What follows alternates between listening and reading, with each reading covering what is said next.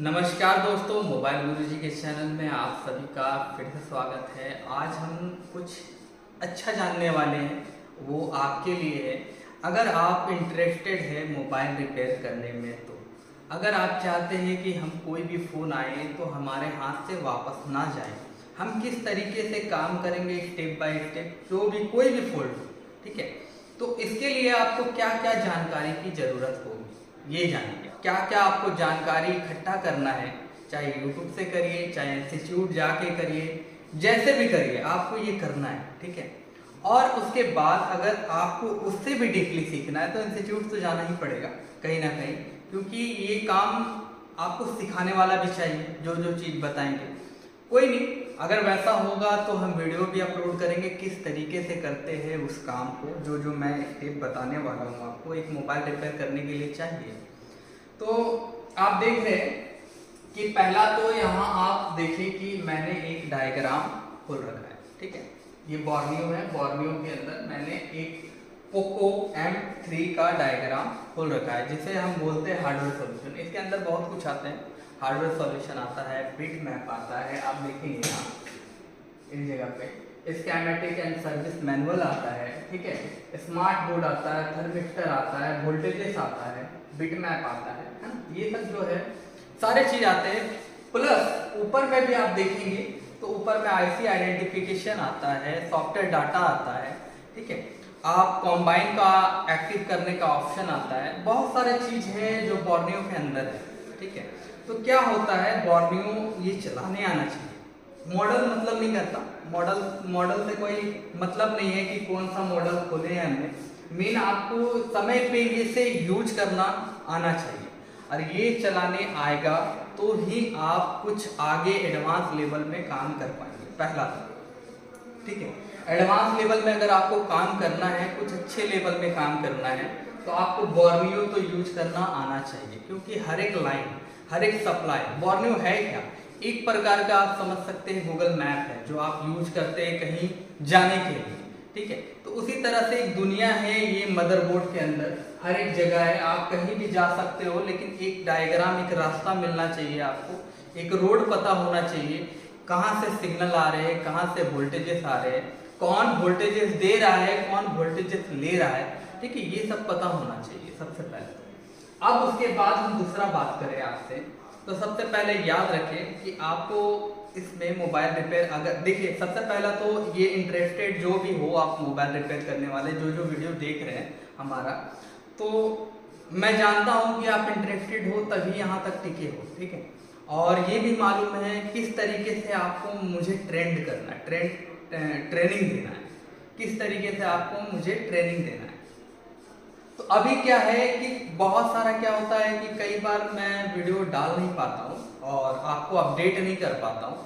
कई बार ऐसा होता है कि बहुत सारे वीडियो मैं देख रहा हूँ, मार्केट में बहुत सारा ट्रेंड में चल रहा है, जैसे पावर सीक्वेंस हो गया, ठीक है, पावर बूट सीक्वेंस हो गया, पावर आईसी कैसे कौन कौन से वोल्टेज जनरेट कर रही है और किस तरीके से काम कर रही है। तो ये सब वीडियो, ये कुछ नॉर्मल बात है।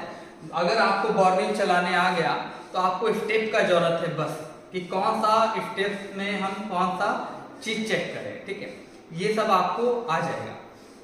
अब रह गया बात कि सबसे पहले तो आपको मोबाइल रिपेयर करने के लिए, अगर आपको बॉर्नियो, ठीक है, अगर आपको बॉर्नियो चलाने आ गया तो आप भूल जाओ सब चीज की जो स्टेप वो वीडियो पे दिखाते हैं कि पीएस होल्ड हो गया, रिसेट की लाइन हो गई, बक की लाइन हो गई, कोर की लाइन हो गई, एलडीओ की लाइन हो गई, जितने भी लाइन है, वीरेग लाइन हो गई, है ना, जितने भी लाइन है, वीपीएच, वीसिस, जितने भी लाइन आते हैं बॉर्नियो पे, सब दिए हुए। और वो नाम क्या है, नाम एक समझ लीजिए, एक सप्लाई की नाम है, एक रोड का नाम है, जो उस रोड पे आप चलेंगे तो वो आईसी तक जाएगा। तो ये सब चीजें, तो बॉर्नियो चलाने तो सबसे पहले आपको आना चाहिए ये चीज। अब बॉर्नियो चलाने के लिए पहले इसे समझना पड़ेगा, इसका बेसिक नॉलेज लेना पड़ेगा कि सी से क्या होता है कैपेसिटर, डी से क्या होता है डायोड, एल से क्या होता है कॉइल, यू से क्या होता है आईसी। तो इस प्रकार से पहले बेसिक आपको नॉलेज लेना पड़ेगा, वो मैं धीरे धीरे करके कोशिश करूंगा आपको ये पहुंचाने की। तो पहला तो ये हो गया कि आपको बॉर्नियो चलाने आना चाहिए। दूसरी बात, दूसरा ये है कि आपको मल्टीमीटर, सबसे पहले जो मल्टीमीटर है ना, वो आपको अच्छे से यूज करने आना चाहिए। मतलब कि उसमें 4 मोड होते हैं जो काम के होते हैं हमारे मोबाइल रिपेयर करने के लिए। पहला डायोड मोड, दूसरा वोल्टेज मोड, तीसरा बीप मोड और चौथा आपका ओम्स मोड। ठीक है, तो ये जो मोड है आपको चलाने मतलब यूज करने आना चाहिए। क्यों? क्योंकि देखिए फॉल्ट फाइंडिंग आप किस में करेंगे, डायोड मोड पे और वोल्टेज मोड पे। देखिए 2 प्रकार के फॉल्ट फाइंडिंग होते हैं। 2 तरीके से हम किसी फॉल्ट को ढूंढते हैं, जिसको आप बोलेंगे कि बिना बैटरी लगाए बिना वोल्टेज दिए चेक करेंगे। तीसरा आप वोल्टेज दे के चेक करेंगे। कई बार क्या होता है, लाइन तो ठीक होते हैं, सप्लाई तो ठीक होती है, लेकिन वोल्टेजेस नहीं आते। तो कई बार हमें ऐसा होता है कि फुल टेस्टिंग में अगर हमें फॉल्ट नहीं मिला तो हॉट टेस्टिंग करके हमें उस फॉल्ट को ढूंढना पड़ता है। ठीक है, तीसरा जो आप देखिए फॉल्ट फाइंडिंग तो उससे हो जाएगा आपका डायोड मोड पे। दूसरा आपका बीप मोड। बीप मोड में क्या होगा कि कई बार हमें डायग्राम नहीं मिलते किसी मॉडल, तो कई बार हम बीप मोड का यूज करके उसे ट्रेसिंग करते हैं। ट्रेसिंग क्या है, फॉल्ट फाइंडिंग क्या है, ये सारा चीज बात करेंगे, लेकिन एक वीडियो में तो नहीं हो सकता। तो ये जो है आप जब भी बीप मोड यूज करेंगे तो वो किस लिए होगा, ट्रेसिंग के लिए। मतलब कि अगर कोई सप्लाई कहाँ तक जा रही है, ठीक है, कहाँ तक जा रही है और कहाँ कहाँ जा रही है, ये पता लगाने के लिए हम उस जगह पे पहुंचेंगे। मतलब कि अगर किसी इंसान को हम चाहे कि इसका घर कहाँ है हम पता लगाए, तो हमें उसे पीछा करना होगा, ट्रेसिंग करना होगा। ठीक है, तो वो बीप मोड में हम ट्रेसिंग करेंगे। अब तीसरा बात करें तो वोल्टेज मोड में आपको पता ही है कि उसमें भी फॉल्ट फाइंडिंग ही करते हैं हम, कि फॉल्ट कहाँ तक वोल्टेज आ रहे हैं, कहाँ के बाद नहीं आ रहे, क्या इस पे इनपुट आ रहा है, आउटपुट नहीं निकल रहा है, या इनपुट ही नहीं आ रहा है तो आउटपुट कहाँ से निकलेगा। ठीक है, तो ये सब चीज भी हम जानेंगे वोल्टेज मोड में, तो ये काम की चीज है। और चौथा आपकी बात करें तो ओम्स मोड में कई बार ऐसा होता है कि कोई रजिस्टर है जो जल जाते हैं या टूट जाते हैं या निकल जाते हैं रजिस्टर। ठीक है, तो उसमें एक वैल्यू होता है जो ओम्स में मेजर होता है, मापा जाता है। तो ओम्स वैल्यू में जैसे 1 किलो ओम, 100 किलो ओम, ठीक है, 1 ओम, 0 ओम, जितना भी है, तो क्या है आप उस पर जंपर नहीं मार सकते। क्यों नहीं मार सकते? क्योंकि रजिस्टर का काम जो होता है ना, वो वोल्टेज को कम करना होता है। 0 ओम्स में आपका वोल्टेज कम नहीं होता। मान लीजिए 1K में, एग्जांपल हम दे रहे हैं, 1K में मान लीजिए 4 वोल्ट को 3 वोल्ट में बदला जाता है, एग्जांपल है, ऐसा मत समझिएगा 1 किलो ओम्स आपका 1 वोल्ट कम करता है। तो एग्जांपल है, मान लीजिए 3 वोल्ट को वो 1 किलो ओम्स का एक रजिस्टर लगाया है और वो आगे आउटपुट कर रहा है 3 वोल्ट। अगर आप उस पर जंपर मार देते हैं, अगर आप बाईपास कर देते हैं, तो आपकी जो सर्किट है उसमें 3 वोल्ट जाना चाहिए, जहां वो 4 वोल्ट चला जाएगा। तो वहां पर ओम वैल्यू आपको चेक करने आना चाहिए। क्यों चेक करने आना चाहिए? क्योंकि आप कोई और मदरबोर्ड से उस वैल्यू को चेक करके आप उस वैल्यू को इसमें लगा सकते हैं, ये आना चाहिए। क्या है, मल्टीमीटर तो इतना ही नहीं है, मल्टीमीटर बहुत ही डीपली है। मल्टीमीटर जो क्लास होती है ना, वो बहुत ही डीपली है। कई बार ऐसा होता है कि सबको लगता है कि लाइन ओके है, लाइन सही है, कोई शॉर्टिंग नहीं है, कोई ओपन लाइन नहीं है, लेकिन फिर भी वो लाइन में प्रॉब्लम आता है। क्यों प्रॉब्लम आता है? क्योंकि आपको डीपली मल्टीमीटर यूज करना नहीं आता। ये सच बात है, 90% लोग को नहीं आता है। अब क्या है, अब हम बात करें तो ये तो मल्टीमीटर आ गया। अब आपको दूसरा तो हो गया। अब तीसरा चीज में आपको क्या आना चाहिए? अगर आप फॉल्ट फाइंड कर लिए तो फॉल्ट में अगर मिलता है सॉर्टिंग, ठीक है, आपके मदरबोर्ड में क्या मिलता है? सॉर्टिंग।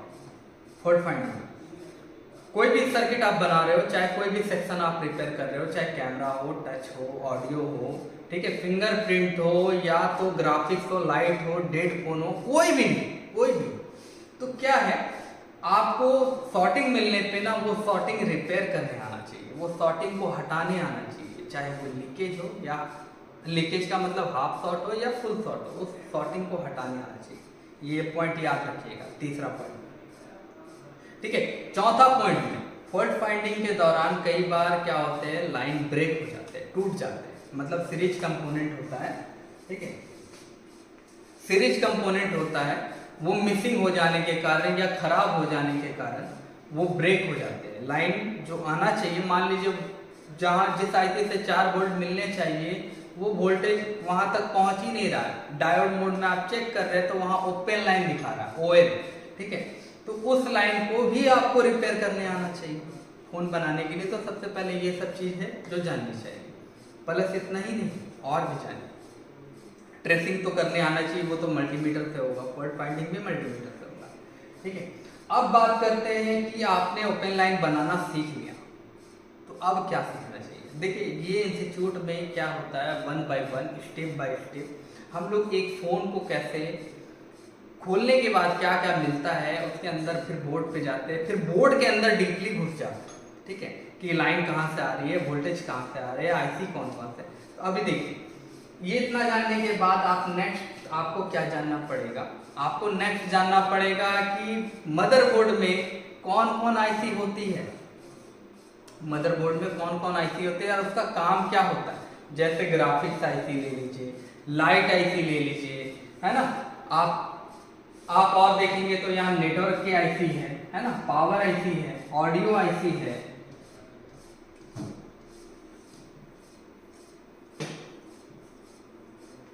सीपीयू है, एमएमसी है, चार्जिंग आईसी है ना, इसके अंदर ग्राफिक्स भी है, वाईफाई ब्लूटूथ है। यहाँ देखेंगे आप एक नेटवर्क से एपीटी आईसी है। तो जितने भी आईसी है आपको तो सबसे पहले इसकी पहचान होना चाहिए। बोर्ड खोलने से क्या होता है, बोर्ड खोलने के बाद आपको आईसी की पहचान नहीं होगा तो आप काम सही से नहीं कर पाएंगे, आपका समय ज़्यादा लगेगा, आपका टाइम ज़्यादा लगेगा। तो आपका टाइम आज के डेट में आपको पता ही है कितना कीमती है। तो कुछ भी काम कीजिए तो नॉलेज से कीजिए, ठीक है। सबसे पहले तो ये आईसी आपको आइडेंटिफिकेशन, आईसी की पहचान आपको पता होनी चाहिए कि कौन सा आईसी है इस बोर्ड में लगा हुआ। एक मॉडल पे नहीं, सभी मॉडल पे, सभी मॉडल पे। तो हम यहाँ जो भी आपको ट्रेनिंग यहाँ देते हैं इस तरीके से देते हैं ना, एक बच्चा भी छोटा ना वो सीख जाए। कैसे कि हर एक आईसी को एक्सप्लेन करते हैं आम भाषा में और नॉर्मल, ठीक है। अब क्या है, आईसी की पहचान आपको आनी चाहिए। आईसी की पहचान नहीं होगी तो आप अगर मान लीजिए एग्जांपल ग्राफिक्स प्रॉब्लम है, ठीक है, ग्राफिक्स नहीं आ रहा तो आप ग्राफिक्स से आईसी की जगह कोई और आईसी ना छेड़ दें, उस आईसी के कारण वो फ़ोन डेड ना हो जाए। तो ये सब चीज़ है जो आईसी की आपको जानकारी होनी चाहिए कि किस पे आपको काम करना है, ठीक है।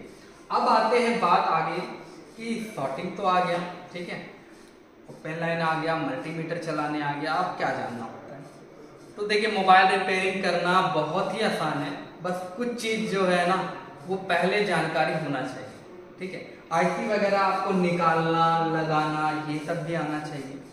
क्योंकि अगर आप फॉल्ट फाइंडिंग कर लेते हैं आपको पता चलता है कि ये चार्जिंग आईसी से फॉल्ट है, हमारा पता चल जाता है इतना दूर आप पहुंचने के बाद कि आपकी चार्जिंग आईसी की फॉल्ट है। तो आप इस आईसी को निकालना भी तो आना चाहिए और लगाना भी आना चाहिए, रिवॉल्व करना आना चाहिए, क्लीनिंग करना आना चाहिए। तो ये सब चीज़ है जो आपको आना चाहिए। उसके बाद हम बात करें, थोड़ा वीडियो लंबा हो रहा है लेकिन आपके काम की है, हम हर एक स्टेप बता रहे हैं कि एक फ़ोन रिपेयर करने के लिए आपको क्या क्या आना चाहिए सबसे पहला, ठीक है। दूसरा में इसलिए हम बोल रहे हैं क्योंकि नहीं पता कितना चीज़ बताते जा रहे हैं। उसके बाद आपको क्या आना चाहिए, उसके बाद आपको आना चाहिए सबसे पहले ये कि इसकी सप्लाई जो है ना, ये सब आईसी जो देख रहे हैं आप, एमएमसी आईसी है, सीपीयू आईसी है, चार्जिंग आईसी है, वाईफाई आईसी है ना, एपीटी आईसी है, एपीटी पीएम बोलते हैं इसको, ठीक है। ये नेटवर्क सेक्शन में जो आप 2G और 4G आईसी जो देख रहे हैं, 2G 3G 4G आईसी को वोल्टेज देती है, ये नेटवर्क सेक्शन के लिए वर्क करती है। अब हम आगे बात करें तो यहाँ आप देखेंगे कि जैसे पावर आईसी है, यहाँ ऑडियो आईसी है, जैसे RF आईसी है, नेटवर्क में 2G 3G आईसी है, 4G PA है ना, इतने आईसी है आप देख रहे हैं। यहाँ पर ऑडियो कोडेक आईसी है। तो ये सबको वोल्टेज देने वाला कौन है, सबसे पहले तो ये पता होना चाहिए आपको, इसको वोल्टेज देने वाला कौन है, ये सबको वोल्टेज देता कौन है। क्या इसकी वोल्टेज Vbat से आती है, क्या इसकी वोल्टेज VPH से आती है, क्या इसकी वोल्टेज VOB से आती है, क्या इसकी वोल्टेज VREC से आती है, क्या इसकी वोल्टेज बक से आती है, क्या इसकी वोल्टेज कोर्स से आती है, ये सब आपको जानकारी होना चाहिए। तो अभी आपको हम इसके बारे में भी बताएंगे कि कौन कौन वोल्टेज देता है इन सब आईसी को, ठीक है। तो ये सब आपको मालूम होना चाहिए। इससे क्या होता है कि आपको काम करने में आसानी होगी, ठीक है। अब कैसे आसानी होगा, मान लीजिए एक ग्राफिक्स आईसी है, ठीक है, एक ग्राफिक्स आईसी है, उससे आउटपुट निकलता है एक -5 वोल्ट और एक +5, ठीक है। अब वो -5 और +5 वोल्टेज नहीं बन रहा, ठीक है। अब क्या है, बहुत कोई क्या करते हैं, नहीं बन रहा है तो डायरेक्ट लाइन चेक करने पाए तो कर लिए, मल्टीमीटर यूज तो करना है तो कर लिए। कई बार ऐसा होता है कि आईसी डायरेक्ट चेंज करते हैं, ग्राफिक्स आईसी चेंज करने के बाद भी काम नहीं बनता, वही जो था पहले सेम सिचुएशन, वही सेम सिचुएशन चेंज करने के बाद भी होता है कि वोल्टेज ही नहीं बनता। तो क्या होता है ना, हर एक चीज का एक इनपुट होता है, फिर उसके बाद आउटपुट होता है। क्या होता है, पहले उससे मिलेगा तब तो वो देगा, तो ये चीज है। अब इनपुट वोल्टेज आपको नहीं पता है कि कितना आएगा तो आप उसको रिपेयर नहीं कर पाएंगे, ठीक है। तो ये सब चीज है कि आपको ये मालूम होना चाहिए इसको वोल्टेज कौन देने वाला है ना। पावर आईसी को वोल्टेज कौन देता है, चार्जिंग आईसी को वोल्टेज कौन देता है, ग्राफिक्स को कौन देता है, लाइट को कौन देता है, सीपीयू को कौन देता है, ईएमएमसी यूएफएस को कौन देता है, ठीक है, वाईफाई ब्लूटूथ को कौन देता है, नेटवर्क आईसी को कौन देता है। इतने सारे आईसी है, उसकी पहचान के साथ साथ आपको वोल्टेज देने वाला कौन है ये मालूम होना चाहिए। देखिए अब कितने चीज हो गए अगर जोड़ा जाए तो, लेकिन ये एक स्टेप, एक तैयारी है आपको ट्रेन, आपको रिपेयर करने सिखाने की। तो ये सब चीज आपको आनी चाहिए। फिर आगे बात करें तो और क्या आना चाहिए आपको ये भी आना चाहिए कि अगर ये वोल्टेज आ रही है, मान लेते हैं एग्जांपल पावर आईसी से, तो कितनी वोल्टेज आनी चाहिए, ये कैसे पता चलेगा आपको, ये कैसे पता चलेगा? ये इस तरीके से पता चलेगा जब तक कि आप कोई फ़ोन अगर रिपेयर कर रहे हैं तो नेटवर्क सेक्शन में फिक्स वोल्टेज होता है, 2GPA और 3GPA में तो कोई दिक्कत की बात नहीं है, लेकिन हर एक जगह वोल्टेज बदल गया पहले, ठीक है। किसी में पहले 2 वोल्टेज में काम करता था सर्किट, 2 मतलब अलग अलग वोल्टेज में, अभी 3 वोल्टेज चाहिए अलग अलग, ठीक है। कई बार ऐसा होता है किसी मॉडल में 2 वोल्टेज ही वर्क करता है, 2 वोल्टेज में ही काम चल जाता है, किसी में कुछ और चाहिए। तो ये सब चीज़ के लिए आपको जानकारी के लिए तो डायग्राम तो इम्पोर्टेंट हो ही गया, आपको समझ में आ गया कि डायग्राम से ही आपको पता चलेगा वोल्टेज कितने आते हैं। अब हम बात करें कि आपने जाना कि ये चीज़ हमें आना चाहिए। अब हम आगे बात करते हैं कि पैरेलल सीरीज, सबसे इम्पोर्टेंट टॉपिक पैरेलल सीरीज। अब क्या होता है पैरेलल सीरीज, नेक्स्ट वीडियो में या कभी वीडियो बना देंगे उसके लिए। तो पैरेलल सीरीज आपको आना चाहिए कि पैरेलल सीरीज में क्या होता है। कई बार क्या होता है, पैरेलल सीरीज एक सर्किट होता है, पैरेलल में भी सर्किट होता है, सीरीज में भी सर्किट होता है। तो जैसे आप एक एग्जांपल ले लें, पैरेलल क्या होता है, सीरीज क्या होता है। अगर एक बल्ब हम ऑफ कर रहे हैं ना, तो सिर्फ एक बल्ब ऑफ हो रहा है, वो हो गया पैरेलल। अगर सीरीज में लगा होता है तो 3 बल्ब बंद होता है अगर एक ऑफ करने से या एक खराब होने से। तो एग्जांपल और भी ले सकते हैं, एक दीपावली का लरी आप देख रहे हैं, अगर एक फ्यूज हो जाए तो आप देखेंगे पूरा लाइन ऑफ हो जाता है, पूरा लाइन ही खराब हो जाता है, पूरा लाइन ही जलना बंद हो जाता है। तो वो सीरीज में होता है, तो उससे आप अंदाजा लगा सकते हैं सीरीज इंपॉर्टेंट होता है, सीरीज कंपोनेंट। पैरेलल कंपोनेंट जो होता है अगर आप उसे निकाल भी देते हैं तब भी आपका सर्किट चलता है, लेकिन कई लोगों को ये नहीं मालूम कि अगर वो निकाल देंगे तो फिर क्या प्रॉब्लम आएगी। तो इसके लिए आपको बेसिक जानकारी भी चाहिए, मतलब कंपोनेंट के बारे में। अगर आपको कंपोनेंट के बारे में जानकारी नहीं है, पहचान नहीं है, कौन सा कॉइल है, कौन सा डायोड है, कौन सा कैपेसिटर है, कौन सा रेजिस्टर है, तब भी दिक्कत आएगी।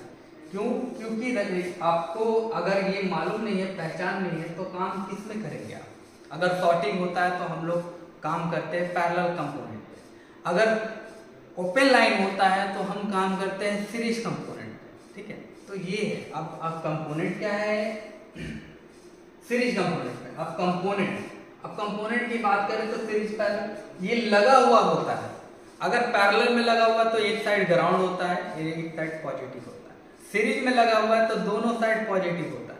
तो पॉजिटिव जो सीरीज कंपोनेंट है उसको निकाले हैं अगर, तो उसे लगाना इंपॉर्टेंट है। साथ ही उसका काम भी जानना जरूरी है आपको। कैपेसिटर अगर लगा हुआ है तो वो क्या काम कर रहा है, यहाँ अगर कंपोनेंट लगा हुआ है कैपेसिटर तो उसका वर्क क्या है, काम क्या है, कुछ तो काम होगा। इसको निकाल देने से क्या वो काम बंद हो जाएगा? एकदम बंद होगा। लेकिन क्या हमारा फोन डेड हो जाएगा? नहीं। कि कैपेसिटर हम निकाल दे तो फोन डेड नहीं होगा। अब क्या है, ये सब तो आप जान लीजिए कितना चीजें बताए आपको कि क्या क्या आपको आना चाहिए ये सब काम करने के लिए। अब हम बात करते हैं कि क्या हमें सबसे पहले ये जानना चाहिए क्या, अब आप बताएंगे। लेकिन उससे पहले हम ये बात कर ले आपको, अगर आपको जितना कुछ भी मैंने बताया है, क्या आपको इसमें से क्या क्या आता है आप जरूर कमेंट में बताएंगे और जरूर बताइए, क्योंकि उससे क्या है हमें पता चलेगा कितने लोगों को क्या क्या आता है, उस लेवल पे हम फिर वीडियो बना पाएंगे।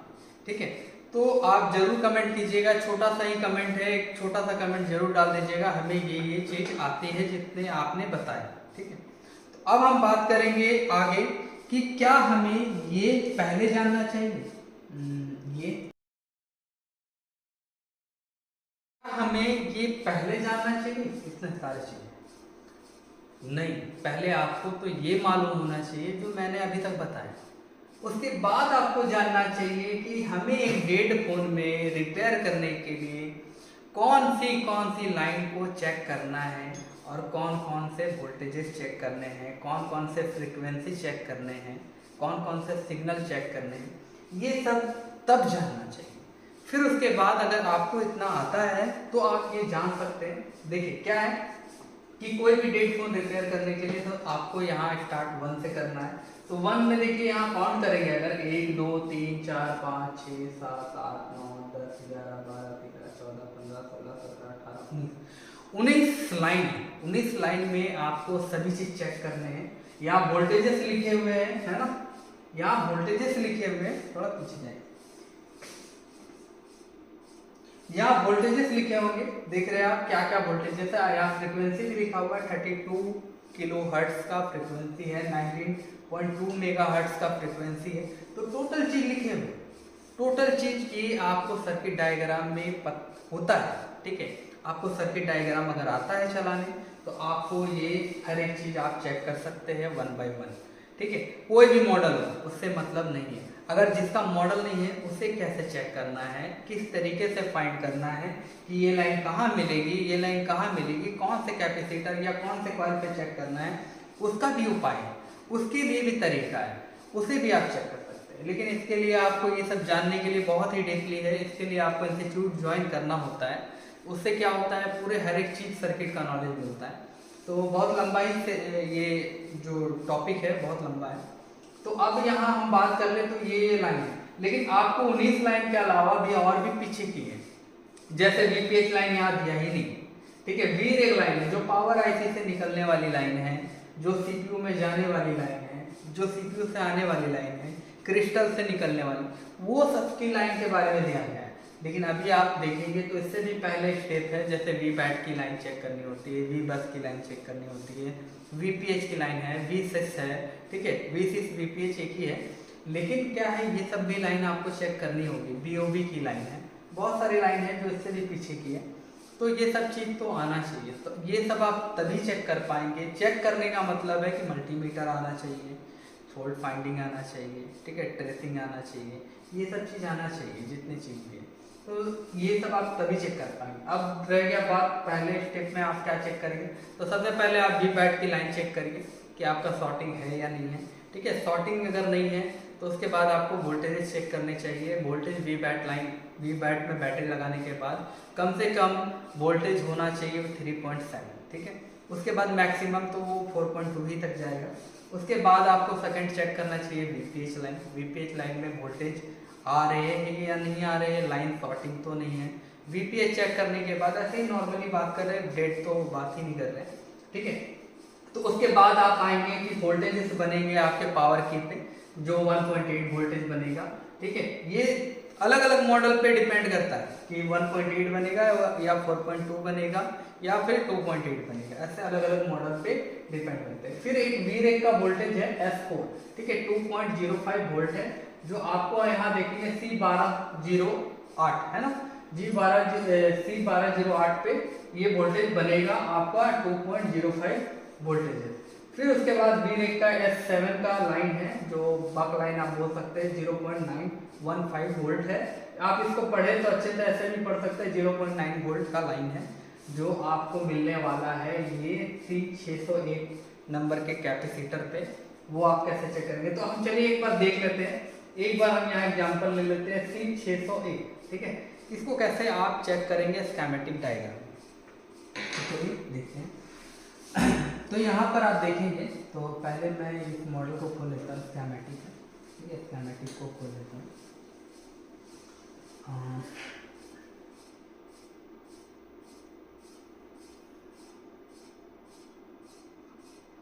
ठीक है, अब यहाँ पर आप देखेंगे कौन सा था नंबर हमारा, तो यहाँ हम एक बार कंबाइन कर लेते हैं इस जगह पे। तो हम यहाँ टाइप करेंगे C601, ठीक है। टाइप करने के बाद हम यहाँ नेक्स्ट मारेंगे तो यहाँ कंपोनेंट आ जाएगा, आप देख पा रहे हैं।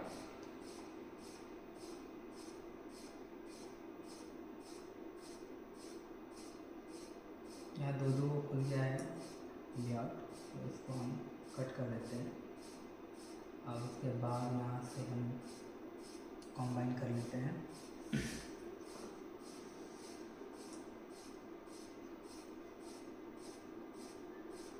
ये और एक चाहिए हमें स्कीमेटिक,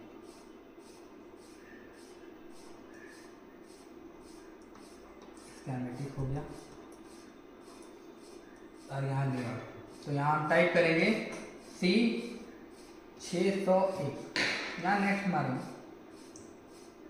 ये आ गया। ये कौन सा लाइन है हम जरा जान लें, तो वही लाइन होगा जो अभी आपको मैंने दिखाया, 0.9 वोल्ट का। P का मतलब पॉइंट, P का मतलब होता है पॉइंट, 0.9 वोल्ट। ये V-Rec का लाइन है S7, जो आपको मैं यहाँ दिखा दिया है, तो वही लाइन है। देखिए S7 की 0.9 वोल्ट की लाइन है, S7 0.9 वोल्ट की लाइन है, ठीक है। अब ये जो लाइन है यहाँ देख रहे हैं, ये जो लाइन है S7 की, अब ये कौन कौन आईसी इस वोल्टेज को लेती है, अब हम ये जानेंगे। तो सबसे पहले हम देख लें, यहाँ से स्टार्ट करेंगे। ये जो लाइन है ये सबसे पहले कौन कौन आईसी ले रही है, तो ये आप देखिए एक आईसी ये। अब ये हम कैसे समझे ये आईसी ले रही है या दे रही है, तो सबसे पहले तो आपको स्कीमेटिक का बेसिक नॉलेज मालूम होना चाहिए कि VDD से हम समझते हैं वोल्टेज इन की लाइन हो रही है, ये वोल्टेज कहीं से आ रहा है इस आईसी पे। ये आईसी कौन सी है, तो U100 आईसी कौन सा है, तो चलिए हम यहाँ देखेंगे U100, यहाँ नेक्स्ट करेंगे। तो आप यहाँ देखेंगे यहाँ एक ये CPU है, यहाँ CPU आ रही है, तो CPU में एक वोल्टेज जा रहा है 0.9 वोल्ट का, जो पावर आईसी से निकल रही है। पावर आईसी से निकल रही है, कैसे बोल दिए, तो चलिए हम देख लेते हैं। यहाँ पर यहाँ आप देखेंगे V-Rec है ना, यहाँ आप क्या देखेंगे V-Rec कहाँ से आता है, तो पावर आईसी से आता है, इसलिए हम बोल रहे हैं कि ये पावर आईसी से निकल रही है, ठीक है। अब हम देखेंगे पावर आईसी से फिर कहाँ कहाँ जा रही है निकल के। एक तो आपको पता चला कि एक तो CPU में आ रही है S7 लाइन, एक तो CPU में जा रही है, जो इस लाइन में कैपेसिटर लगा हुआ है इसमें आपको चेक कराया जा रहा था। अब हम यहाँ इसे कॉपी कर लेंगे, हम देखेंगे कहाँ कहाँ जाती है।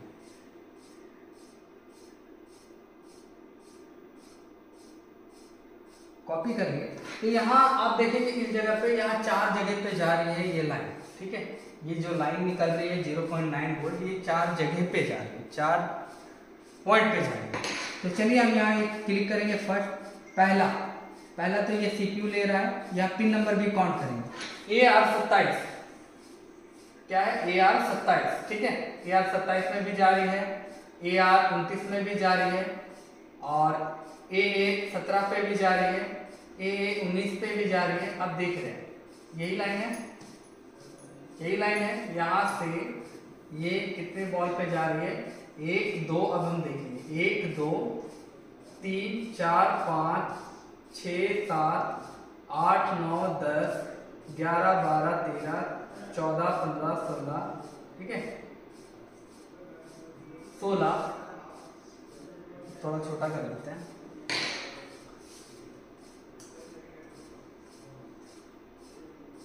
अब देखिए यहाँ टोटल यहाँ पर आपको पता चलेगा एक जगह पे।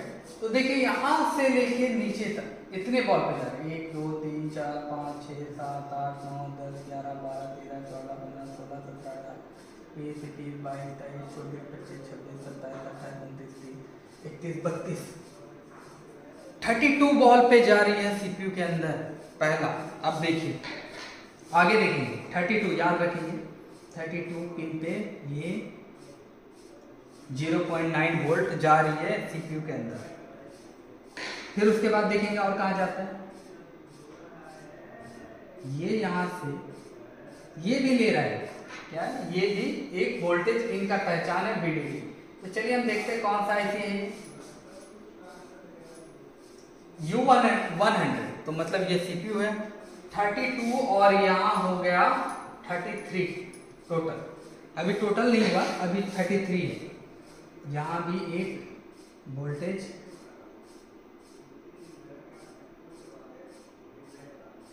कहाँ गया है, ये लाइन था, ठीक है। यहाँ एक ही पिन पे जा रही है जो है AC 31। तो 33 पिन हो गए हैं टोटल। अब आगे देखेंगे आप, यहाँ से फिर ये एक जॉइंट है तो इसको बाद में देख लेंगे, ये जॉइंट को कहाँ से आ रही है।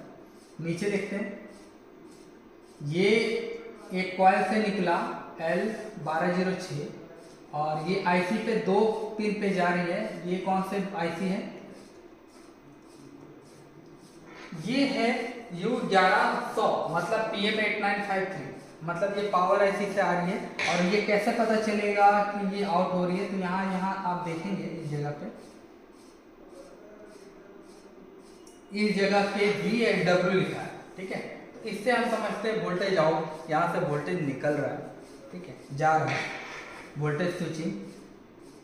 अब यहाँ से निकलने के बाद एक जॉइंट था, तो ये बॉल काउंट नहीं होगा सीपीयू में, क्योंकि ये तो पावर आईसी की 2 पिन से निकल रही है, ठीक है। अब क्या है सीपीयू में कहाँ जा रही है, तो 33 पिन पे। चलिए अब हम आगे देखेंगे, ये लास्ट ये कहाँ जा रही है, ये कहाँ से जॉइंट है, तो इसको भी कॉपी कर लेते हैं।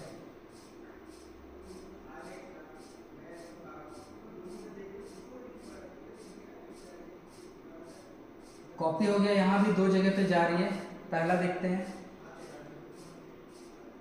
यहाँ जा रही है, पहले आईसी देख लेते हैं कौन सा आईसी है। ये सीपीयू है, मतलब सीपीयू में और भी बॉल पे जा रही है। अब इतने बॉल पे क्यों जा रही है, बात आता है इतने बॉल पे क्यों जा रही है। 33 हो गया, 34 35 36 37 38 39 40 41 41, ठीक है 41 बॉल पे जा रही है। तो क्या होता है, सीपीयू के अंदर भी अलग अलग सेक्शन है डिवाइड किए हुए हैं। जैसे कैमरा सेक्शन चलाने के लिए अलग है, रैम को चलाने के लिए अलग सेक्शन है, नेटवर्क को चलाने के लिए अलग है। तो ये सब जो अलग अलग सेक्शन बने हुए हैं सीपीयू के अंदर सिग्नल देने के लिए, ठीक है, तो वहाँ भी वोल्टेज चाहिए ना सीपीयू को काम करने के लिए, इसलिए इतने पिन पे जा रही है, ठीक है। तो अभी चलिए हम देख लिए यहाँ 41 टोटल 41। अभी आगे नेक्स्ट देखते हैं ये कौन सा है, ये वही वापस आ गया। तो यहाँ हमें पता चला कि एक 0.9 वोल्ट जो है 41 पिन पे जा रही है सीपीयू के अंदर। अब 41 में एक भी मिसिंग हुआ ना अगर, तो क्या होता है कि जिस सेक्शन का मिसिंग है वो सेक्शन आपका काम नहीं करेगा। तो इतना डीपली जाना पड़ता है, सिर्फ सीपीयू रिवॉल्व कर देने से काम नहीं होता। सीपीयू रिवॉल्व करने से एक बॉल भी अगर नहीं आपका सही से बैठा है तो वो सेक्शन बंद हो जाएगा। तो चलिए आगे देखते हैं। अभी हम बिट मैप में ये देखेंगे कि हमने काउंट किया था 41 पिन, क्या वहाँ 41 पिन पे जा भी रहा है या नहीं जा रहा है, तो आपको पिन दिखाना चाहते हैं। तो चलिए हम बॉर्नियो पे चलते हैं, और बॉर्नियो पे जाने के बाद हम देखेंगे बिट मैप पे। तो बिट मैप यहाँ खुला होगा, रेड फॉरेस्ट बिट मैप, ठीक है, ये रहा अब सबसे पहले तो हम बिट मैप में क्लिक कहाँ करें, तो ये क्लिक करने के लिए आपको एक लोकेशन देखते हैं कहाँ क्लिक करें। तो ये लोकेशन जो है हम देख लेंगे इसके अंदर।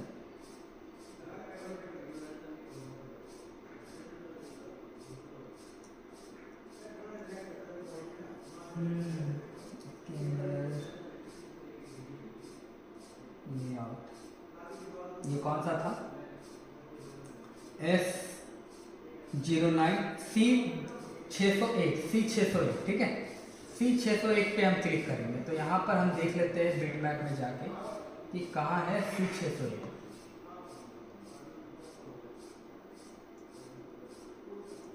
यहाँ सर्च मारेंगे C601।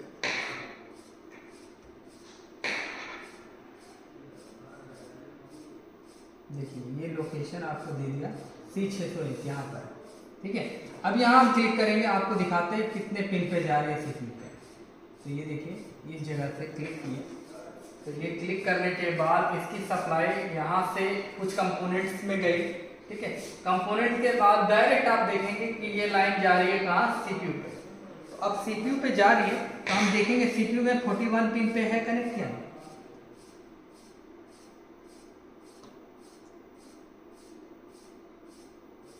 देखिए कितने बॉल पे जा रही है। तो अभी हम काउंट करेंगे, ठीक है, 1 2 3 4 5 6 7 8 9, ठीक है, 10 11 12 13 14 15 16 17 18 19 20 21 22 23 24 25 26 27 28 29 30 31 32 33 34 35 36 37 38 39, हो सकता है 2 पिन छूट गया मेरे से काउंट में, 40 40 41, ठीक है, 41।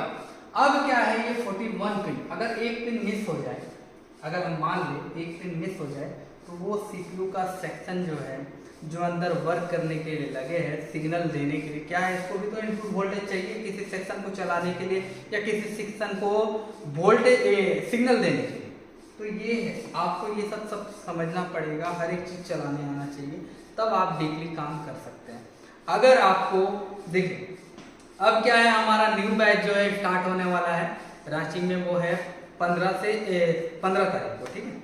अब 15 तारीख को स्टार्ट होने वाला है। चलिए मिलते हैं नेक्स्ट वीडियो में। अगर आपको कोई भी वीडियो चाहिए जैसे सॉर्टिंग से रिलेटेड, डेड फोन से रिलेटेड, ट्रेसिंग से रिलेटेड, फॉल्ट फाइंडिंग से रिलेटेड, या तो IC आइडेंटिफिकेशन या स्कीमेटिक, कुछ भी, तो आप नीचे कमेंट पे जरूर लिखें कि आपको किस तरह के वीडियो चाहिए। उससे हमें पता चलेगा कि हमें हमारे व्यूवर्स कौन से ज़्यादा है, फ्रेशर ज़्यादा है या एडवांस वाले ज़्यादा है, तो उसी प्रकार से हम वीडियो देते रहेंगे, ठीक है। मिलते हैं, धन्यवाद, जय हिंद।